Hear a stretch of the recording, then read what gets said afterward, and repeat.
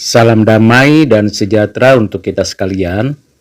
Yosua diberikan peringatan oleh Tuhan untuk tidak tawar hati dan kecut karena memimpin orang-orang Israel masuk ke tanah perjanjian. Tuhan sudah menjanjikan penyertaan dan kekuatan. Bahkan Tuhan mengatakan bahwa Dia tidak akan meninggalkannya dan tidak akan membiarkannya sendirian. Tentulah Tuhan tahu isi hati Yosua. Dengan demikian, Yosua diberi peringatan bahwa jangan tawar hati dan kecut. Kita bisa juga mengalami apa yang dirasakan oleh Yosua karena memimpin banyak orang masuk ke tanah perjanjian, suatu tempat yang baru, situasi kondisi yang baru.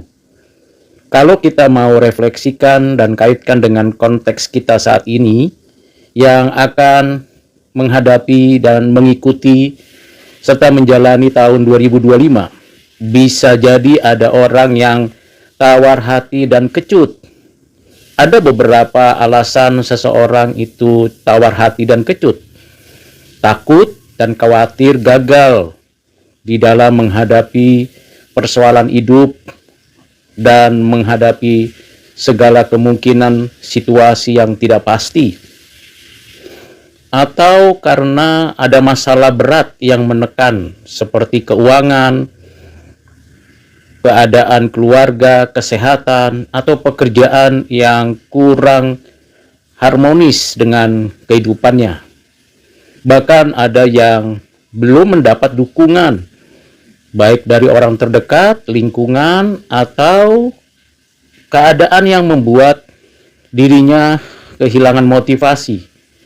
Bahkan dia bisa jadi tawar hati karena seringkali gagal seolah-olah ke depan tidak lagi ada harapan untuk berhasil dan memandang diri secara negatif sehingga menilai bahwa mungkin tidak bisa lagi menyelesaikan kehidupan di masa akan datang, sehingga tujuan hidupnya dan harapannya diletakkan pada dirinya.